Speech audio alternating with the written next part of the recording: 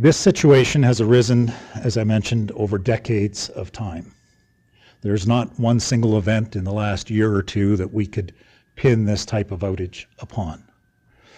What has transpired, and you'll see this in our report, is probably a series of 3 or 4 key things that over time have degraded our water network to the point where it needs significant investment now to bring it back to an appropriate level of resiliency and reliability.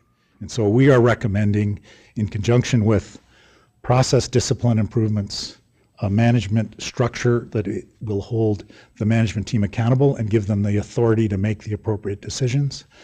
We are recommending an oversight board to oversee the operations of the management team and make informed advice to council for their decisions relative to water investments over time. We've been given some incredible advice, counsel, information on what went wrong, how it went wrong, why it went wrong, but most importantly, how we are going to fix this going forward so it never happens again. No amount of short-term fixes will fix this Bears Paw feeder main. A new replacement needs to be built.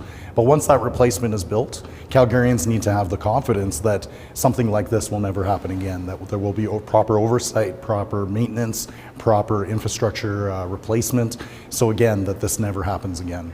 So Calgarians on one hand are demanding that we reduce the number of employees that we are hiring, and yet I have an expert panel demanding that we grow the number of employees. So this council has to start digesting these reports and deciding what is the true priority. I think Calgarians are underserved by the infrastructure investment we've made around our water utility at the moment. There's a catch-up that we need to do.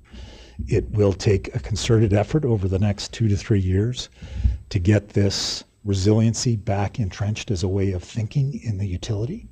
And but once we have it, and you have that critical, essential service mindset operating and entrenched in the management team, I think Calgarians will hopefully never hear about water restrictions for a long time to come.